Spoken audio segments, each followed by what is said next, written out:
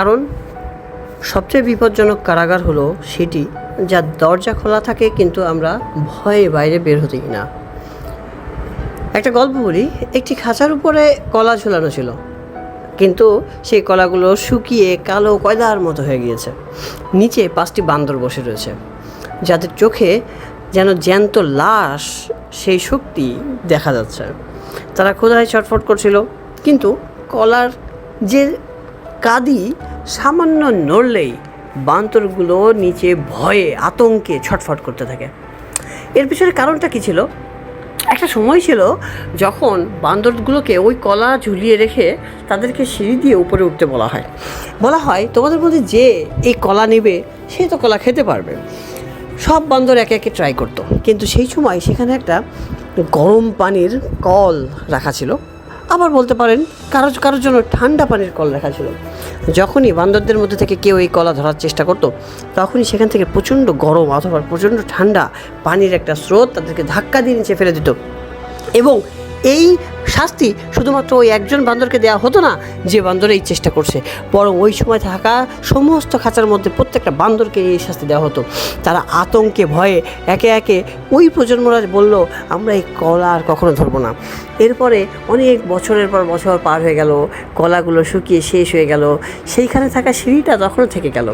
কিন্তু এরপরে যখনই নতুন কোনো বান্দরকে ওই খাঁচার মধ্যে রাখা হতো, এই বান্দরদের মধ্যে থেকে নতুন বান্দর কৌতূহলবশত যখনই সেই সিঁড়িতে ওঠার চেষ্টা করতো, তখনই পিছনে থাকা সেই 4-5জন বান্দর তাদেরকে জোর করে ধরে মাটিতে নিয়ে ফেলতো এবং এমনভাবে তাদেরকে আঁকড়ে পিষতে ধরতো, এমনভাবে তাকে সমাজের কথা বলতো যে সে বুঝতেই পারতো না আমার ক্ষতিটা কী ছিল, আমি অপরাধটা কী করেছিলাম।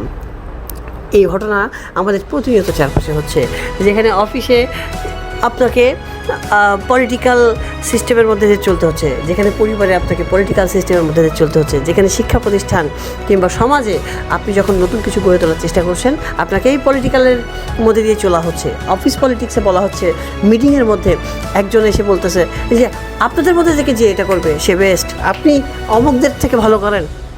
অথচ যখন আপনি ওই কলা ধরার জন্য এগিয়ে যাচ্ছেন, তখন আপনি তো পারতেছেনই না, বরং সেই প্রেশারটা এসে দেওয়া হচ্ছে বাকি সকল কলিকের উপরে, যেন আপনারা কেউই ভবিষ্যতে এই কলার পিছনে না ছোটেন। আর কলা যদি ধরতে যান, যে ধরতে যাবে তাকে যেন আপনারাই ঠেকিয়ে দেন।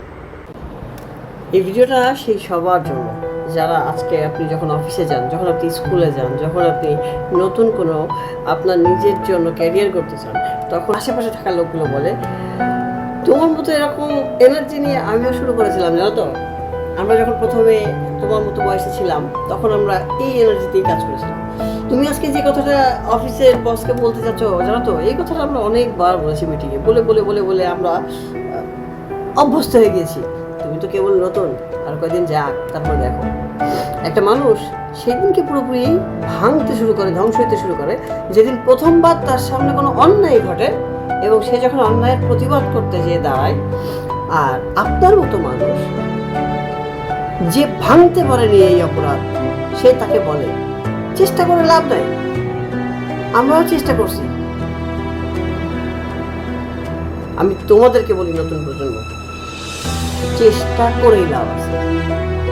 যারা তোমাকে বলছে চেষ্টা করে লাভ নেই, এরা ছিল ব্যর্থ। এরা আজও সেই অবস্থায় ব্যর্থ যে অবস্থা থেকে তারা নিজেকে বের করতে পারবে। এই জন্য তারা চায় না তুমি বের করো, কারণ তারা সিনিয়রিটি মেনটেন করতে চায়। Junior is junior. আমি এই তত্ত্বে বিশ্বাসী না। যার যোগ্যতা আছে সেই জায়গাটা সাহসিকতার সাথে পদক্ষেপ।